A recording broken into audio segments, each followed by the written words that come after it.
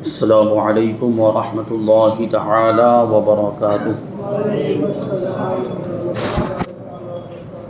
نحمده ونصلي ونسلم على رسوله الكريم اما بعد فاعوذ باللہ من الشیطان الرجیم بسم اللہ الرحمن الرحیم ان اللہ وملائکته یصلون علی النبی یا ایہا الذین آمنوا صلوا علیہ وسلموا تسلیما اللہم صل علی سیدنا ومولانا محمد معدن الجود والکرم وآلہ الکرام وابنہ الکریم وبارک وسلم صلاة و سلاما علیک یا رسول اللہ صلی اللہ تعالی علیہ وسلم۔ حضور پاک صلی اللہ علیہ وسلم کے معجزات کے بیان میں عالم انسانیت سے تعلق رکھنے والے معجزات کو بیان کیا جا رہا ہے۔ اس سے پہلے والے درس میں حضرت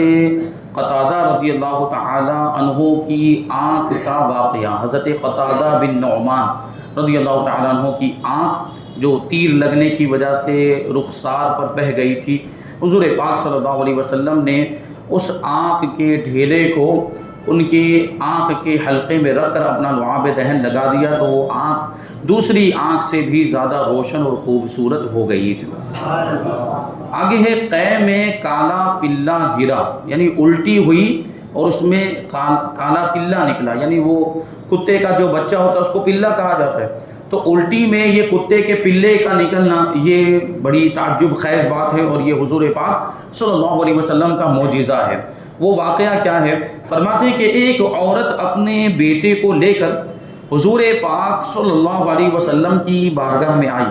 اور عرض کیا کہ یا رسول اللہ صلی اللہ تعالی علیہ وسلم، میرے اس بچے پر صبح و شام جنون کا دورہ پڑتا ہے، یعنی پاگل پن کا دورہ پڑتا ہے۔ آپ نے اس بچے کے سینے پر اپنا دست رحمت پھرا دیا اور دعا کر دی تو اس بچے کو ایک زوردار قے ہوئی، الٹی ہوئی، اور ایک کالے رنگ کا کتے کا پلہ قے میں گرا جو دوڑتا پھر رہا تھا اور بچہ شفا یاب ہو گیا۔ یہ حضور پاک صلی اللہ علیہ وسلم کا معجزہ کہ اس کا جنون، اس کا جو پاگل پن تھا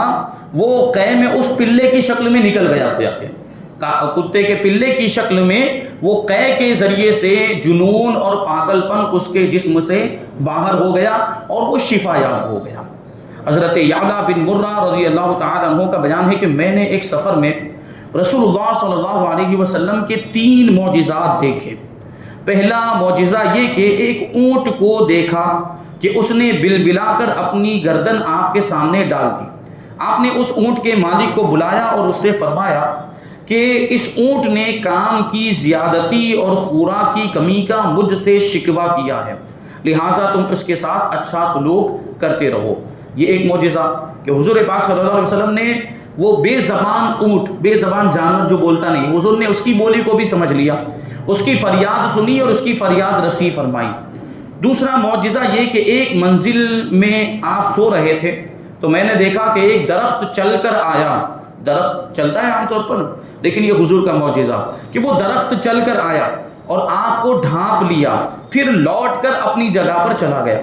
جب آپ بیدار ہوئے اور میں نے آپ سے اس کا ذکر کیا، یعنی میں نے کہا کہ حضور ایسا ایسا واقعہ ہوا، وہ ایک درخت آیا تھا، آپ کے قریب آ کر تھوڑی دیر تک رکا اور پھر چلا گیا، تو حضور پاک صلی اللہ علیہ وسلم نے ارشاد فرمایا کہ اس درخت نے اپنے رب سے اجازت طلب کی تھی کہ وہ مجھے سلام کرے، تو خدا نے اس کو اجازت دے دی اور وہ مجھے سلام کرنے کے لیے آیا تھا۔ وہ درخت میری بارگاہ میں سلام پیش کرنے کے لیے آیا تھا۔ تیسرا معجزہ یہ کہ ایک عورت اپنے بچے کو لے کر آئی جو جنون کا مریض تھا، تو نبی کریم صلی اللہ علیہ وسلم نے اس بچے کے نتھنے کو پکڑ کر فرمایا کہ نکل جا، کیونکہ میں محمد الرسول اللہ صلی اللہ علیہ وسلم ہوں۔ پھر ہم وہاں سے چل پڑے اور جب واپسی میں ہم اس جگہ پر پہنچے اور آپ نے اس عورت سے اس بچے کے بارے میں دریافت فرمایا تو اس نے کہا کہ اس ذات کی قسم جس نے آپ کو حق کے ساتھ بھیجا ہے کہ آپ کے تشریف لے جانے کے بعد سے اس بچے کو کوئی تکلیف ہوتے ہوئے ہم نے نہیں دیکھا، یعنی یہ بچہ ٹھیک ہو گیا، اس کا جنون اور جو پاگل پن تھا وہ بالکل دور ہو گیا ہے، یہ شفا یاب ہو گیا۔ اب آگے ہے جلا ہوا بچہ اچھا ہو گیا،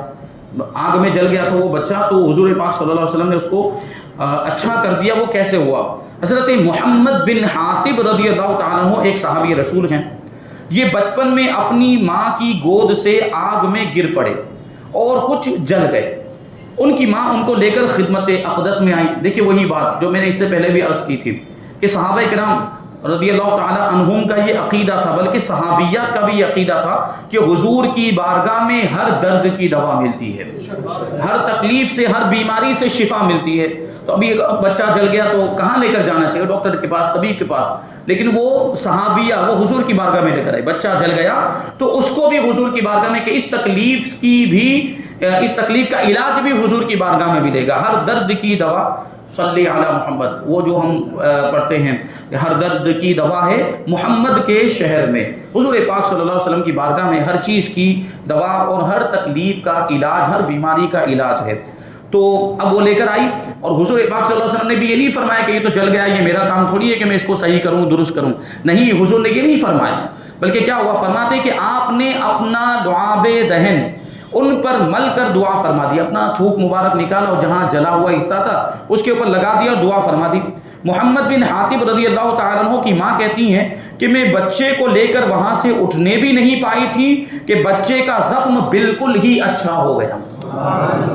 جو جلا ہوا حصہ تھا وہ بالکل پہلے کی طرح ہو گیا، بالکل صحیح سالم شفا یاب۔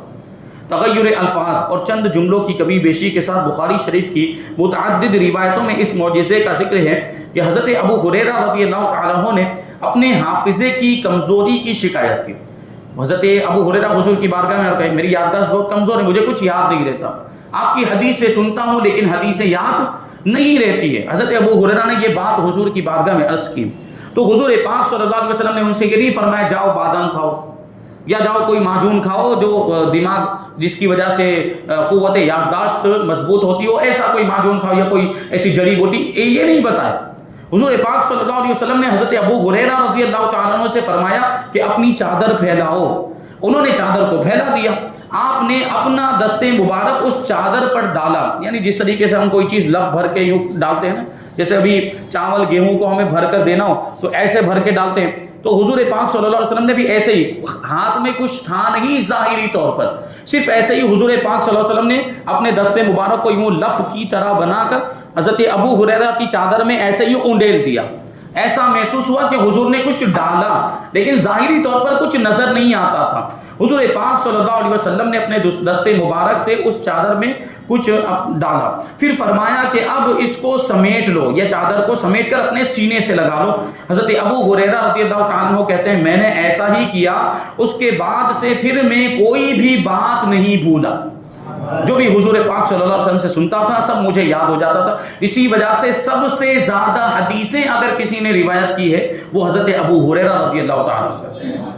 یہ حضرت ابو ہریرہ کی خصوصیت ہے، اور یہ بھی حضور پاک صلی اللہ علیہ وسلم کا معجزہ کہ حضور نے ہی ان کو یہ قوت یادداشت عطا فرمائی تھی۔ پھر اس کے بعد جو بھی وہ سنتے تھے حدیثیں وہ یاد ہو جاتی۔ 5000 سے زیادہ حدیثیں حضرت ابو ہریرہ رضی اللہ تعالیٰ عنہ سے مروی ہے۔ اب اس کے بعد ہے مقبولیت دعا کے واقعات، حضور کی دعا کی مقبولیت کیسی تھی؟ کہتے ہیں یہ ہم پہلے بیان کر چکے ہیں کہ حضرات انبیاء کرام علیہم السلام کی دعاؤں سے بالکل ناگہاں، یعنی بالکل اچانک، عادت جاریہ کے خلاف کسی غیر متوقع بات کا ظاہر ہو جانا، یعنی جس چیز کی امید نہ ہو ایسی چیز کا ہو جانا، اس کا بھی معجزات ہی میں شمار ہے کہ عام طور پر جو چیز نہیں ہوتی ہو اور انبیاء کرام دعا کر دیں اور وہ چیز ہو جائے، اچانک ہو جائے، ان کی دعا سے ہو جائے، تو اس کو بھی معجزہ کہیں گے، کیونکہ یہ ان کی دعا کی مقبولیت اور اللہ کی بارگاہ میں ان کی مقبولیت ہے۔ اسی لیے اللہ تبارک و تعالی حضرات انبیاء کرام علیہم السلام کی دعاؤں سے بڑی بڑی مشکلات کو حل فرما دیتا ہے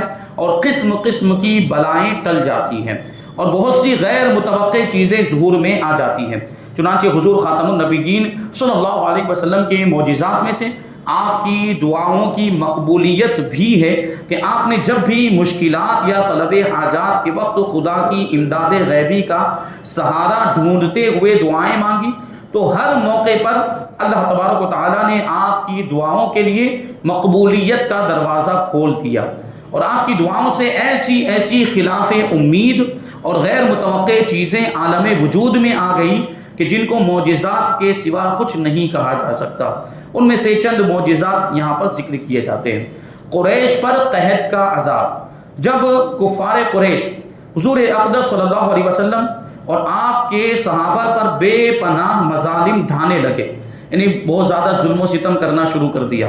تو ضبط و برداشت سے باہر ہو گیا یہ معاملہ، یعنی اتنا زیادہ ظلم کرنے لگ گئے کہ اب وہ چیز برداشت سے باہر ہو گئی، تو آپ نے ان شریروں کی سرکشی کا علاج کرنے کے لیے ان لوگوں کے حق میں قحط کی دعا فرمائی۔ قحط کا مطلب سمجھتے ہیں آپ کہ بارش بند ہو جانا، اور اس کی وجہ سے دوسری مشکلات کا سامنا، کھیتی وغیرہ نہ ہو پانا، جانوروں کا کمزور ہو جانا۔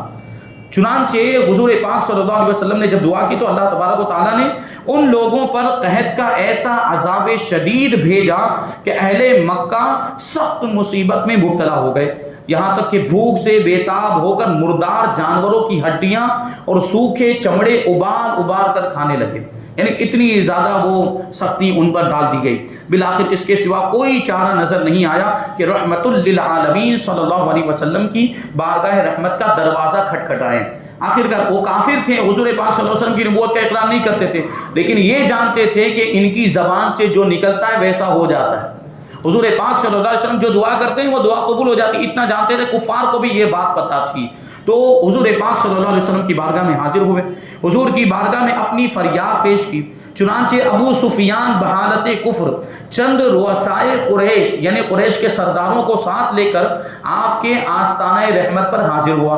اور گڑ گڑا کر یہ سب لوگ کہنے لگے کہ اے محمد صلی اللہ علیہ وسلم، تمہاری قوم برباد ہو گئی، خدا سے دعا کرو کہ یہ قحط کا عذاب ٹل جائے۔ آپ کو ان لوگوں کی بے قراری اور گریہ وزاری پر رحم آ گیا، چنانچہ آپ نے دعا کے لیے ہاتھ اٹھائے، فوراً ہی آپ کی دعا مقبول ہوئی اور اس قدر زوردار بارش ہوئی کہ سارا عرب سیراب ہو گیا اور اہل مکہ کو قحط کے عذاب سے نجات مل گئی۔ یہ حضور کی دعاؤں کا اثر ہے۔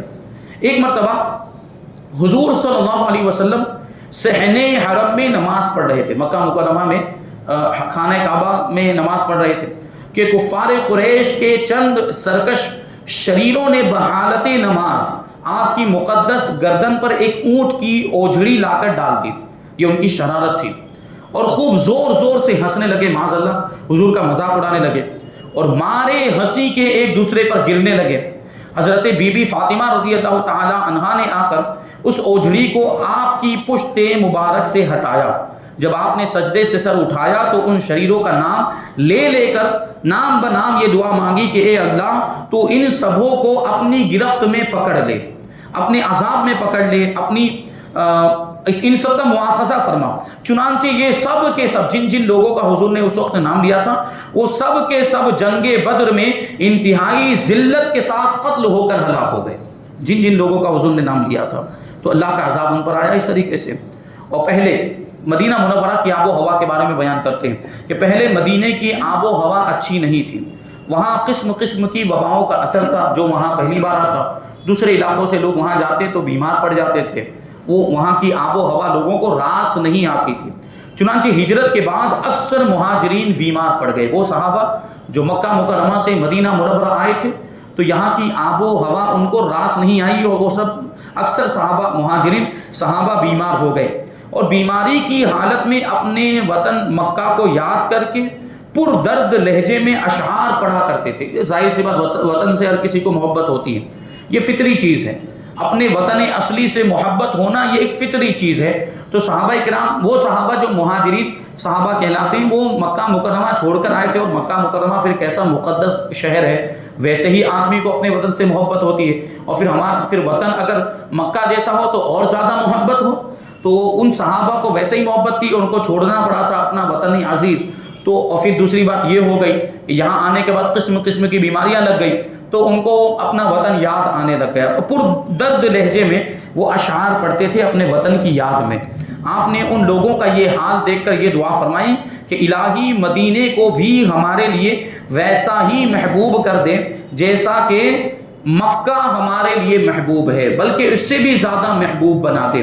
لہٰذا الہی ہمارے سا اور ہمارے بدھ میں برکت دے۔ یہ پیمانے ہوتے تھے اس زمانے میں، ناپنے کے پیمانے، تو حضور پاک صلی اللہ علیہ وسلم نے اس کے تعلق سے بھی دعا فرمائی، اور فرمایا کہ مدینہ کو ہمارے لیے صحت بخش بنا دے، اور یہاں کے بخار کو جحفہ میں منتقل کر دے۔ یہاں آنے کے بعد جو بخار ہو جاتا ہے وہ بخار منتقل ہو جائے دوسری جگہ۔ آپ کی دعا حرف بہ حرف مقبول ہوئی، اور مہاجرین کو شہر مدینہ سے ایسی الفت اور والہانہ محبت ہو گئی کہ وہی حضرت ابو بکر اور حضرت بلال رضی اللہ عنہما جو چند دن پہلے مدینے کی بیماریوں سے گھبرا اٹھے تھے اور اپنے وطن مکہ کی یاد میں خون رلانے والے اشعار گایا کرتے تھے، اب مدینے کے ایسے عاشق بن گئے کہ پھر کبھی بھول کر بھی مکہ کی سکونت کا نام نہیں لیا۔ اور حضور پاک صلی اللہ علیہ وسلم کو اللہ تبارک و تعالیٰ نے خواب میں یہ دکھلا دیا کہ مدینہ کی وبائیں مدینہ سے دفع ہو گئی اور مدینے کی آب و ہوا صحت بخش ہو گئی۔ اب تو مدینہ منورہ کا حال یہ ہو گیا کہ وہاں کی خاک کو بھی خاک شفا کہا جاتا ہے، اب تو کوئی بیمار وہاں جائے تو شفا یاب ہو جائے۔ یہ حضور پاک صلی اللہ علیہ وسلم کے قدموں کی برکت ہے۔ وہ شہر اتنا پیارا شہر ہے اور اتنی اچھی وہاں کی آب و ہوا ہے کہ یہاں سے اگر کوئی جائے اور بیماریاں ہوں وہاں جا کے بیماریاں اچھی ہو جاتی ہے، وہاں کا پانی پی لے تو تکلیفیں دور ہو جاتی ہیں۔ اور وہ شہر اتنا پیارا اور ایسا پرکشش وہ شہر ہے کہ وہ ہر کسی کو اپنا بنا لیتا ہے۔ آپ وہاں جائیں اتنا دور، وہ عرب الگ ہی ملک ہے، دوسری جگہ آپ جائیں عرب کے دوسرے علاقوں میں جائیں تو آپ کو اجنبیت محسوس ہوگی، آپ کو لگے گا کہ آپ دوسری جگہ پر آ گئے۔ لیکن مدینہ منورہ جائیں تو وہاں پر آپ کو کوئی بھی اجنبیت کا احساس نہیں ہوتا، وہ شہر آپ کو اپنا بنا لیتا ہے۔ کیوں؟ کیونکہ وہ ہمارے آقا کا شہر ہے اور حضور پاک صلی اللہ علیہ وسلم اپنے ہر امتی سے محبت فرماتے ہیں اور حضور پاک صلی اللہ علیہ وسلم کی اس محبت کا وہاں پر ظہور ہوتا ہے۔ ہمیں وہاں پہ کوئی بھی اجنبیت اور بیگانگی لگتی ہی نہیں ہے، ایسا لگتا ہے کہ یہ ہمارا ہی شہر ہے، یہ ہماری ہی رہنے کی جگہ ہے۔ بہرحال مدینہ منورہ سے ایسی محبت ہونی چاہیے۔ حضور پاک صلی اللہ علیہ وسلم چونکہ وہاں تشریف فرمائے اور حضور پاک صلی اللہ علیہ وسلم اپنی امت سے بڑی محبت فرماتے ہیں۔ ایک روز حضور پاک صلی اللہ علیہ وسلم حضرت بی بی ام حرام رضی اللہ تعالی عنہا کے مکان میں کھانے کے بعد قیلولہ فرما رہے تھے۔ قیلولہ مطلب وہ دوپہر کے وقت جو تھوڑی دیر کے لیے ہم آرام کرتے ہیں، کھانا کھانے کے بعد تھوڑی دیر کے لیے جو سوتے ہیں دوپہر کے وقت، جو اس کو قیلولہ کہا جاتا ہے کہ سنت ہے حضور پاک صلی اللہ علیہ وسلم کی۔ تو حضرت بی بی ام حرام کے یہاں پر آپ قیلولہ فرما رہے تھے کہ اچانک ہنستے ہوئے نیند سے بیدار ہوئے۔ حضرت بی بی ام حرام یہ آپ کے محارم میں سے، اس لیے ان کے یہاں پہ تشریف لے گئے۔ یہ غالباً آپ کی خالہ لگتی ہیں یا پھوپھی لگتی ہیں، ایسا کچھ رشتہ ہے، میں بھول رہا ہوں۔ تو یہ محارم میں سے تھی، اس لیے ان کے گھر پر حضور پاک صلی اللہ علیہ وسلم تشریف لے گئے اور اچانک ہی قیلولہ کرتے ہوئے مسکراتے ہوئے حضور پاک صلی اللہ علیہ وسلم نیند سے بیدار ہوئے۔ تو اب ظاہر سی بات ہے ایسا اچانک کوئی واقعہ دیکھیں گے اور پھر وہ بھی کس کا واقعہ؟ سردار کائنات کا واقعہ، محمد الرسول اللہ کا واقعہ۔ حضور مسکراتے ہوئے اٹھے ہیں، اس کا مطلب یہ ہے کہ اس کے پیچھے کوئی راز ہے اور اس میں کوئی حکمت ہے۔ حضور نے خواب میں کچھ تو دیکھا ہے اور انبیاء کرام کے خواب سچے ہوا کرتے ہیں۔ انبیاء کرام جو بھی خواب میں دیکھتے ہیں وہ حقیقت میں پھر ہوتا ہے۔ تو حضرت بی بی ام حرام کا یہ عقیدہ تھا، وہ جانتی تھی کہ حضور نے خواب میں کچھ دیکھا ہے اور جو بھی دیکھا ہے ویسا ہونے والا ہے۔ تو حضرت بی بی ام حرام رضی اللہ تعالی عنہا نے ہنسنے کی وجہ دریافت کی کہ حضور کیوں مسکرا رہے ہیں اور اس طرح مسکراتے ہوئے کیوں بیدار ہوئے۔ تو ارشاد فرمایا کہ میری امت میں مجاہدین کا ایک گروہ میرے سامنے پیش کیا گیا، ابھی جو خواب میں حضور بیان کرتے ہیں، میرے سامنے وہ گروہ پیش کیا گیا جو جہاد کی غرض سے دریا میں کشتیوں پر اس طرح بیٹھا ہوا سفر کرے گا جس طرح تخت پر بادشاہ بیٹھے رہا کرتے ہیں۔ یعنی اس وقت تک یہ سمندروں میں جہاد نہیں ہوتا تھا، کشتیوں کے ذریعے اور پانی کے جہاز کے ذریعے سے جنگیں نہیں ہوتی تھی، وہ تو زمین پر ہوتی تھی اس وقت تک۔ اور اس کا کسی کو تصور بھی نہیں تھا کہ اس طرح جنگی بیڑا بھی تیار ہو سکتا ہے اور جہازوں کی ایک فوج، پانی کے جہازوں کی ایک فوج تیار ہوگی اور اس طرح وہ پانی کے سمندر پہ سفر کرتے ہوئے جائیں گے اور جنگ لڑیں گے اور اسلام کی اس طریقے سے تبلیغ و اشاعت کریں گے۔ یہ حضور پاک صلی اللہ علیہ وسلم کو پہلے ہی دکھایا گیا۔ حضور کے زمانے میں ایسا نہیں ہوتا تھا کہ وہ پانی پر بھی جہازوں کے ذریعے کشتیوں میں سوار ہو کر، تو حضور نے اسی کی طرف اشارہ کرتے ہوئے ارشاد فرمایا کہ مجاہدین کشتیوں پر اس طرح بیٹھے ہوں گے جیسے بادشاہ اپنے تخت پر بیٹھا ہوتا ہے۔ یہ سن کر حضرت بی بی ام حرام رضی اللہ تعالی عنہا نے درخواست کی، یا رسول اللہ صلی اللہ تعالی علیہ وسلم دعا فرما دیجئے کہ میں بھی ان مجاہدین کے گروہ میں شامل ہو جاؤں۔ اب یہ دیکھیں حضور کا اختیار بھی اس سے ثابت ہوتا ہے۔ حضرت بی بی ام حرام کا بھی یہ عقیدہ تھا کہ میں حضور سے کہوں گی، حضور دعا کر دیں گے تو میرا کام ہو جائے گا اور میری آرزو پوری ہو جائے گی۔ تو بی بی ام حرام کہتی ہے، خاتون ہونے کے باوجود کہتی ہیں کہ حضور دعا فرما دے کہ اللہ تبارک و تعالیٰ مجھے ان مجاہدین میں شامل فرما دے جو سمندر میں کشتیوں پہ سوار ہو کر جہاد کریں گے، میں بھی ان مجاہدین میں شامل ہونا چاہتی ہوں۔ تو آپ نے ان کے لیے دعا فرما دی۔ چنانچہ حضرت امیر معاویہ رضی اللہ تعالیٰ تعالیٰ عنہ کے زمانے میں جب بحری جنگ کا سلسلہ شروع ہوا، کشتیوں کے ذریعے سے، پانی کے جہازوں کے ذریعے سے یہ جنگ کا سلسلہ شروع ہوا، تو حضرت بی بی ام حرام رضی اللہ تعالیٰ عنہ بھی مجاہدین کی اس جماعت کے ساتھ کشتی پر سوار ہو کر روانہ ہوئی، اور دریا سے نکل کر جب خشکی پر آئی، جب زمین پر آئی تو سواری سے گر کر شہادت کا شرف حاصل کیا. یعنی سواری پر تھی، اونٹ پر تھی، یا ہاں اونٹ پر تھی غالباً، اونٹنی پر، اس اونٹنی سے آپ گر گئی اونٹنی کی حرکت کرنے کی وجہ سے، اور غالباً یہاں گردن کی ہڈی ٹوٹ گئی تھی، اس کی وجہ سے حضرت بی بی ام حرام رضی اللہ تعالی عنہا کی شہادت ہو گئی. تو حضور نے جو ان کے لیے دعا فرمائی تھی وہ دعا بالکل حرف بہ حرف صحیح ثابت ہوئی. ایسی جنگ ہوئی بھی، اور اس طریقے سے حضرت بی بی ام حرام مجاہدین کے ساتھ وہ کشتیوں میں سوار بھی ہوئی اور شہادت کا جام بھی نوش فرمایا. اب اس کے بعد ایک بہت ہی تعجب خیز واقعہ، 70 برس کا جوان، 70 برس کا جوان، یہ کون ہے، کون سے صحابی ہیں، اور 70 برس کی عمر میں بھی وہ جوان کی طرح لگتے تھے. یعنی ان کا ایک بال بھی سفید نہیں ہوا تھا، اور ان کے چہرے پر کوئی جھریاں نہیں، اور بزرگی اور بڑھاپے کے کوئی آثار نہیں تھے. یہ حضرت ابو قتادہ رضی اللہ تعالیٰ عنہ تھے. تو ان کے ساتھ یہ واقعہ کیسا ہوا کہ 70 سال کی عمر میں بھی جوان نظر آتے تھے؟ یہ حضور پاک صلی اللہ علیہ وسلم کا معجزہ ہے. اور پھر حضرت ابو طلحہ کا واقعہ ہے، برکت اولاد کی دعا ان کے لیے فرمائی تھی. اور پھر اس کے بعد اور بھی بہت سارے دعا کی مقبولیت کے واقعات انشاءاللہ ہم آئندہ درس میں شامل کریں گے. اللہ تبارک و تعالیٰ کی بارگاہ میں دعا ہے کہ جو کچھ بھی بیان ہوا اس پر ہم سب کو عمل کرنے کی توفیق عطا فرمائے. حضور پاک صلی اللہ علیہ وسلم کی سچی پکی محبت ہم سب کے دلوں میں پیدا فرمائے. وما علینا